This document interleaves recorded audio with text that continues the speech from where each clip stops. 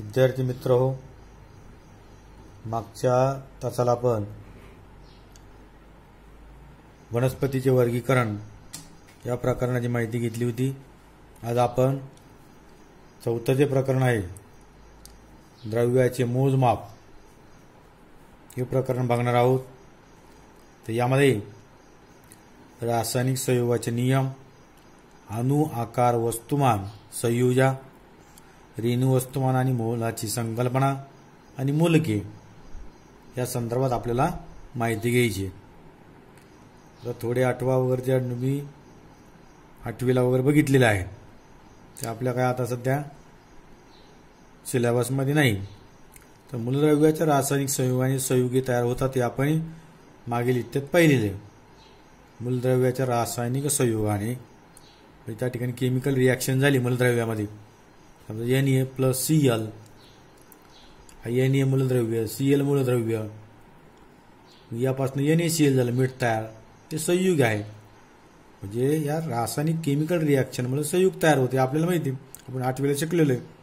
आता आपण हेही शिकलो आहे की डाल्टनच्या अणुसिद्धांतामधील एक महत्त्वाचे तत्व म्हणजे पदार्थाच्या वेगवेगळ्या मूलद्रव्यांचे अणु एकमेकांशी जोडले जाऊन संयुगाचे रेणू तयार होतात. तर त्या ठिकाणी या मूलद्रव्याचे जे अणु आहेत ते एकत्र येऊन त्यापासून संयुगाचा रेणू तयार होतात. आता आपण जे बघितलं मूलद्रव्य NaCl, त्यापासून संयुग तयार झालं NaCl मीठ. मग त्या ठिकाणी मूलद्रव्याचे जे अणु होते छोटे छोटे, त्या रासायनिक अभिक्रिया होऊन त्या ठिकाणी संयुग तयार झालं, त्याच्यामध्ये हे रेणू एकत्र येतात, तयार होतात. रासायनिक संयोगाचा नियम, लॉज ऑफ केमिकल कॉम्बिनेशन आपल्याला बघायचं.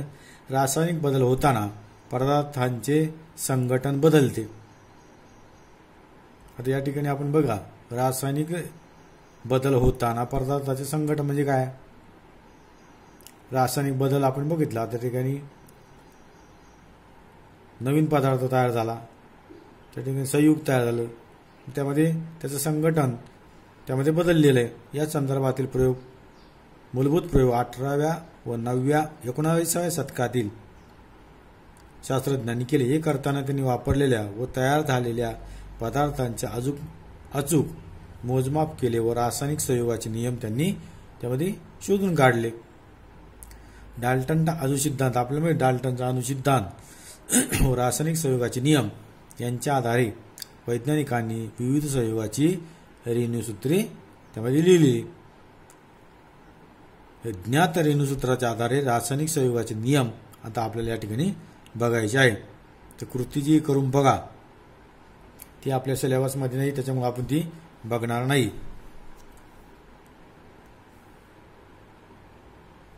पुढचं पान द्या, 47 पान नंबर, ते आपण आता बघूया.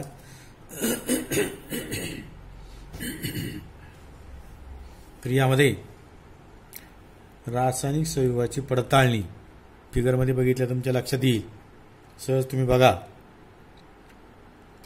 कॅल्शियम क्लोराईड CaCl2 चे द्रावण घेतलं होतं, सोडियम सल्फेट, हे वेगवेगळ्या त्या ठिकाणी मागची जी कृती आहे दिलेली आहे स्वयंमूल्यमापनामध्ये, स्वयंअध्ययन, यासाठी ती वाचा, म्हणजे तुमच्या ती फिगर लक्षात येईल.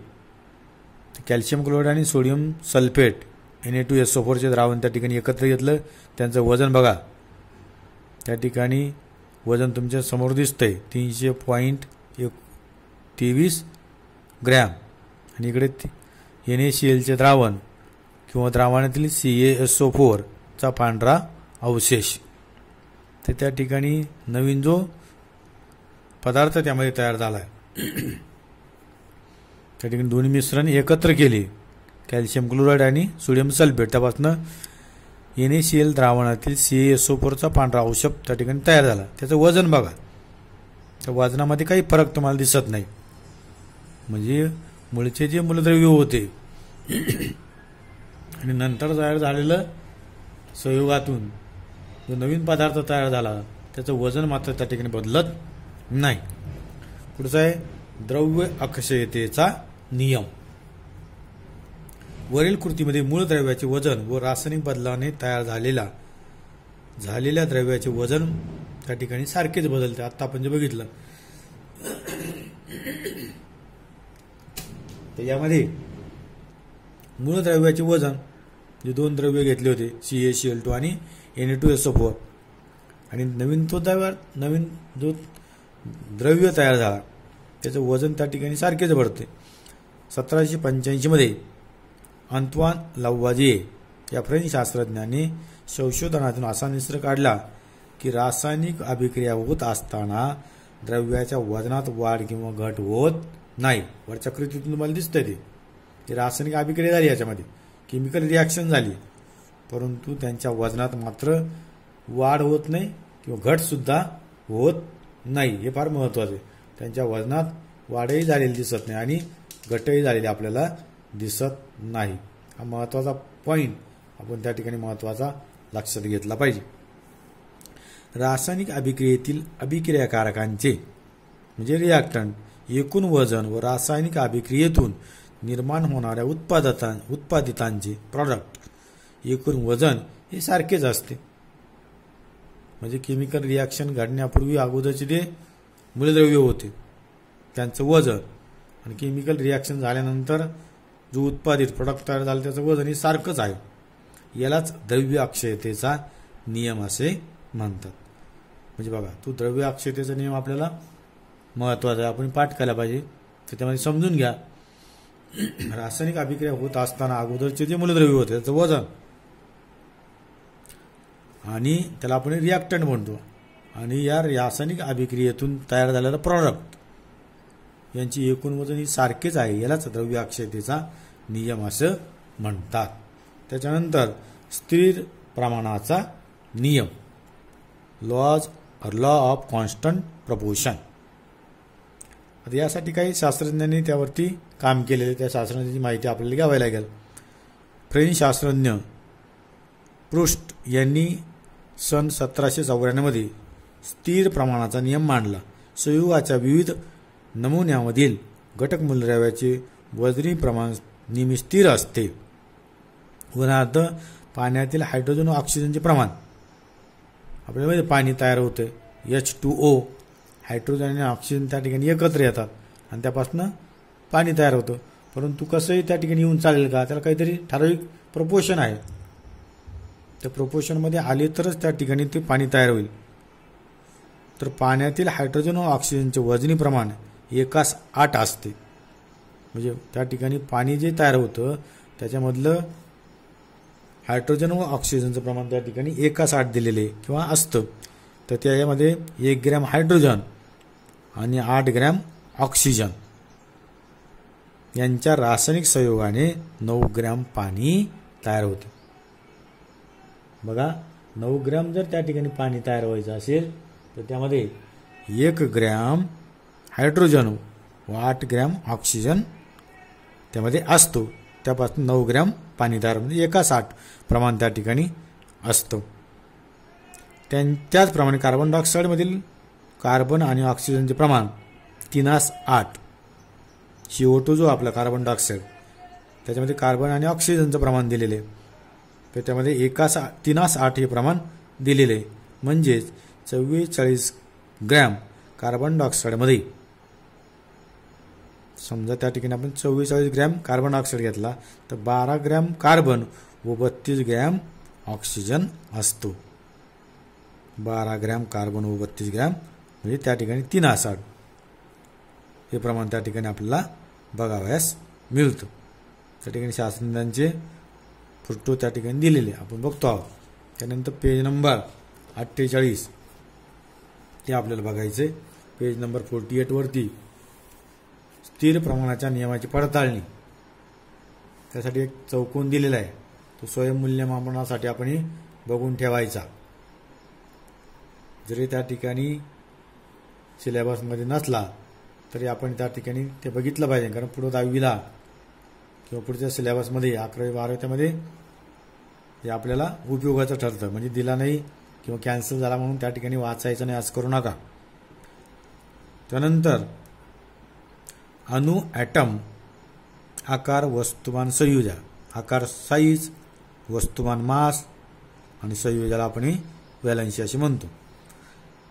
तर मागील इयत्तेमध्ये आपण ॲटम बघितलेला आहे, डिटेल आपण शिकलेलं आहे. वेगळ्या थिअरी त्या ठिकाणी अनुभवलेल्या आहेत. तर त्यामध्ये अणूच्या सेंटरला न्यूक्लियस असतो, केंद्रक असतं, हे आपण बघितलेले. व केंद्रकाबाहेरील भागात फिरणारे इलेक्ट्रॉन हे ऋण प्रभारित मूलकण असतात. हे 8वीला आपण डिटेल शिकलोय. सेंटरला त्या ठिकाणी न्यूक्लियस असतो, केंद्रक, आणि त्याच्या भोवती जे ऑर्बिट असतात, कक्षा, त्याच्यामध्ये इलेक्ट्रॉन फिरत असतात, हे आपण बघितलेलं आहे. त्याला मूलकण म्हणतात. केंद्रकामध्ये धनप्रभारित प्रोटॉन व प्रभार रहित न्यूट्रॉन ही मूलकण असतात, हेही आपण बघितलं. तर केंद्रकामध्ये त्या न्यूक्लियसमध्ये प्रोटॉन आणि न्यूट्रॉन्स असतात. प्रोटॉनवरती प्लस चार्ज आहे, धन, आणि न्यूट्रॉनवरती कुठलाही चार्ज नाही, प्रभार रहित, हे आपल्याला माहिती आहे. अणूचा आकार हा त्याच्या त्रिज्येवरून ठरतो. स्वतंत्र अणूमध्ये अणूची त्रिज्या म्हणजेच अणूचे केंद्रक व बाह्यतम कक्षातील अंतर होय.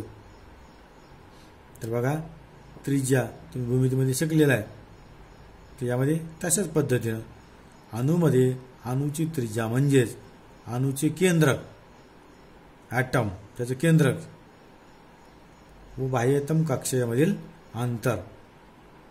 या ठिकाणी बघा, म्हणजे लक्षात येईल, आपण 8वीला शिकलेलं आहे. तर त्यामध्ये समजा हा एखादा आपण अणू घेऊ, ॲटम घेऊ, सेंटरला त्या ठिकाणी त्याचं न्यूक्लियस आहे, त्याच्यामध्ये प्रोटॉन आणि न्यूट्रॉन आपल्याला माहिती आहे. मग या ठिकाणी समजा त्याला 2 कक्षा असतील, ऑर्बिट. मग त्रिज्या काय, अणूची त्रिज्या काय, तर या ठिकाणी या न्यूक्लियसपासून इथपर्यंत जे अंतर आहे, या न्यूक्लियसपासून, केंद्रकापासून बाह्यची कक्षा जी आहे, बाह्यतम कक्षा, यामधलं जे अंतर आहे तिला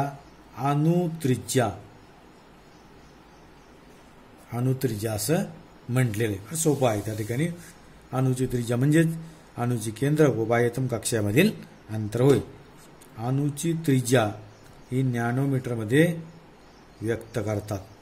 अणूची त्रिज्या म्हणजे मोजताना ही अणूची त्रिज्या जी आहे ती नॅनोमीटरमध्ये मोजली जाते, व्यक्त केली जाते. खाली बघा, अणू व रेणूचे अंदाजे आकार त्यांनी दिलेले दिसतात. 1/10⁹ 1/10⁹ m बरोबर मीटर, मीटर बरोबर 1 नॅनोमीटर. त्याच्यानंतर 1 मीटर बरोबर 10⁹ नॅनोमीटर. या ठिकाणी चार्ट दिलेला आहे त्रिज्या मीटरमध्ये, आणि त्याचे उदाहरण 10⁻10 म्हणजे हायड्रोजनचा जो अणू आहे त्याची त्रिज्या आहे बघा, ही दिलेली. हायड्रोजनच्या अणूची त्रिज्या 10⁻10 एवढी आहे. त्याच्यानंतर पाण्याचा रेणू, त्याची त्रिज्या या ठिकाणी दिलेली 10⁻9. हिमोग्लोबिन, की आपल्या जे रक्तामध्ये असतं ना हिमोग्लोबिन, त्या हिमोग्लोबिनचा रेणू, त्याची त्रिज्या आहे 10⁻8. अशा पद्धतीनं अणू व रेणूचे त्या ठिकाणी आकार दिलेले.